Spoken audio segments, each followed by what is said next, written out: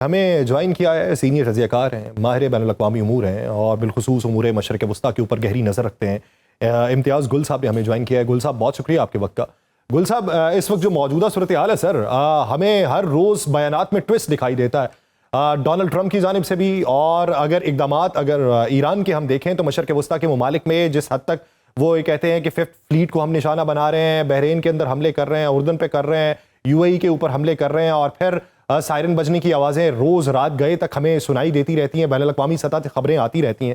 کیا یہ جنگ مزید طوالت اختیار کرنے کے اشارے ہیں یا یہ میز پہ بیٹھنے کے حوالے سے آخری اقدامات دکھائی دیتے ہیں؟ دیکھیے پہلے تو ہمیں یہ بات واضح ہونی چاہیے کہ اس وقت دنیا عملاً ایک تیسری عالمی جنگ سے دوچار ہے۔ یعنی ایک طرف یوکرین، روس اور اس کی وجہ سے یورپ اس میں براہ راست ملوث ہے، دوسری طرف ایران اور امریکہ کی جنگ ہے جو کہ اسرائیل کی شہ پہ اسرائیل کو بچانے کے لیے ہو رہی ہے۔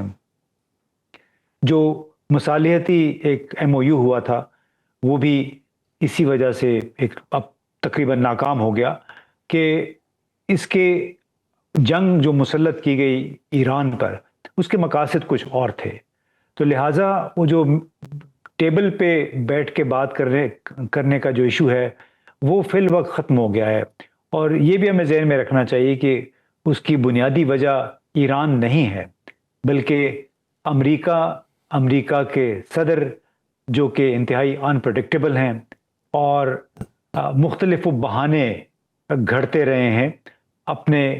اسرائیلی اور امریکی جارحیت جو ایران کے خلاف تھی اس کو باجواز بنانے کے لیے۔ تو جب اگر ایک طرف سے نیت خراب ہو اس میں پھر چاہے آپ 14 نکات ہوں چاہے 10 نکات ہوں، اس میں بھلے 10 ملک بھی اگر آ جائیں اس کے ضامن کے طور پہ، لیکن اگر دنیا کی جو واحد سپر پاور ہے اس کے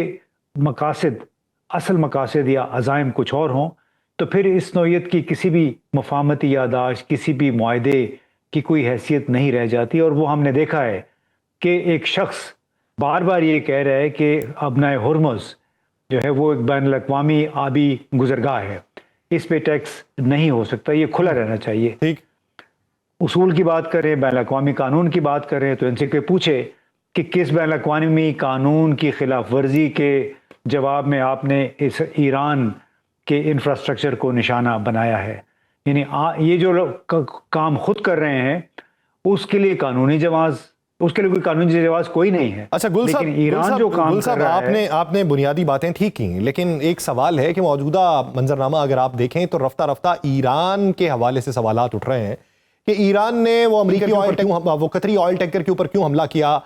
جس سے امریکہ کو پھر سے جواز دیا گیا، جس سے پھر ناکہ بندی ہوئی، جس سے وہ پرانی جو جڑ ہے اس کے اوپر توجہ نہیں ہو رہی۔ یہ بین الاقوامی سطح کے اوپر رفتہ رفتہ بیانیہ تبدیل ہو رہا ہے، اور پرو ایران جو بیانیہ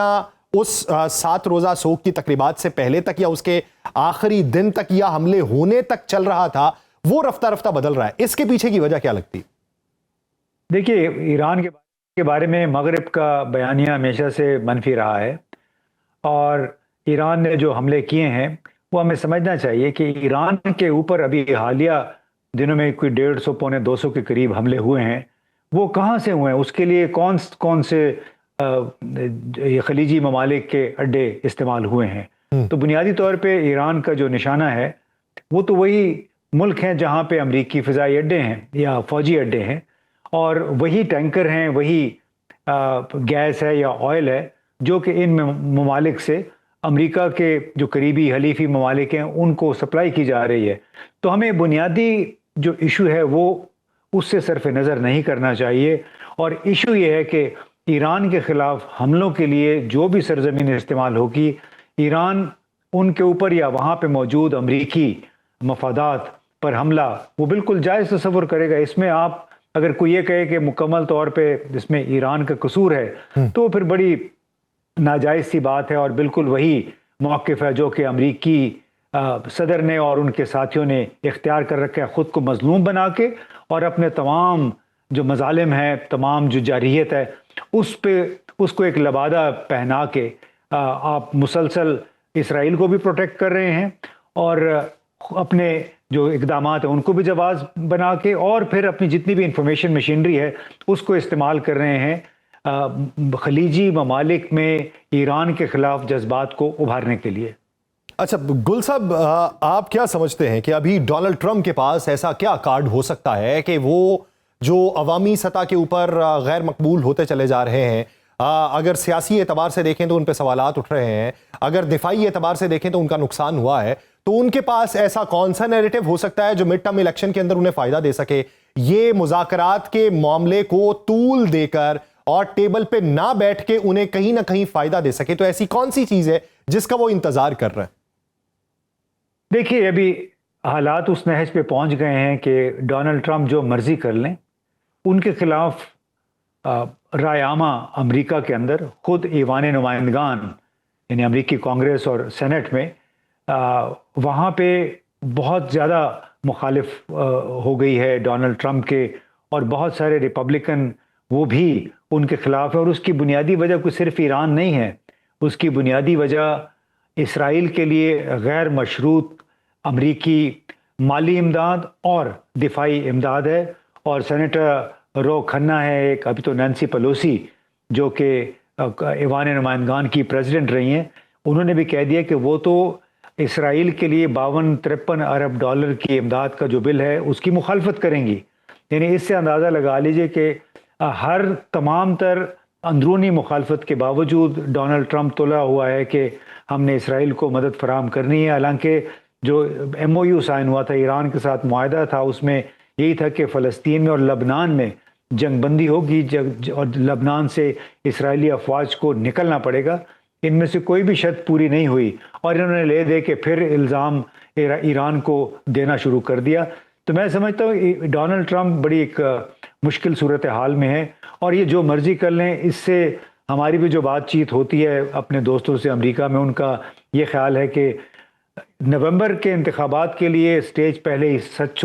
چکا ہے، رائے عامہ بن چکی ہے، خود ریپبلکن پارٹی کے اندر ڈونلڈ ٹرمپ کی مخالفت میں اضافہ ہوا ہے، اور جو مرضی کر لیں جب تک یہ بنیادی شرائط جو کہ طے ہوئی تھیں 14 نکاتی مفاہمتی یادداشت میں، اس پہ عمل درآمد نہیں ہوگا۔ کیسے ایک ایسا ملک جس جہاں بربادی بھی ہوئی ہے، جس کا نقصان بھی ہوا ہے، اس کی برآمدات رک گئی ہیں، اس کا بلاکیڈ ہوا ہے، اور وہ اتنی آسانی سے اب مان جائے، میرا خیال ہے وہ تو اب تیار ہیں کہ ٹھیک ہے کسی نے ہمیں مارنا ہے مار لیں، ہم بھی پھر نہیں چھوڑیں گے۔ اچھا میرا سر ایک آخری سوال، کیا آپ سمجھتے ہیں کہ ہرمز کے بعد جو باب المندب ہے اس کی بندش کا منظرنامہ بھی ہو سکتا ہے؟ کیونکہ ہوتیوں کے بارے میں امریکہ یہ کلیم کر رہا ہے کہ وہ باب المندب کو بند کرنے کی تیاری کر رہے ہیں۔ کیا ایران وہ کارڈ خود استعمال کروانا چاہ رہا ہے یا ان کے لیے حالات ایسے ہوتے چلے جا رہے ہیں؟ دیکھیے ہم جب کارڈز کی بات کرتے ہیں تو امریکہ تو ہر قسم کے کارڈ استعمال کر رہا ہے، اور سب سے بڑا کارڈ ظاہر ہے اس کی فوجی ساز و سامان اور فوجی قوت ہے جس کے ذریعے وہ تباہی پھیلا رہا ہے۔ ایران کو ہمیں یہ سمجھنا چاہیے، میں اس پہ میرا خیال ہے اچھا ہے آپ نے کہا کہ آخری سوال ہے،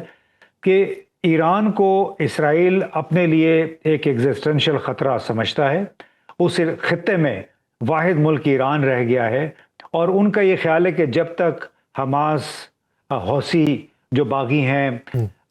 یا دوسرے گروہ ہیں حزب اللہ، جب تک یہ اس علاقے میں موجود ہیں، اسرائیل مسلسل خطرے کا شکار رہے گا۔ لہٰذا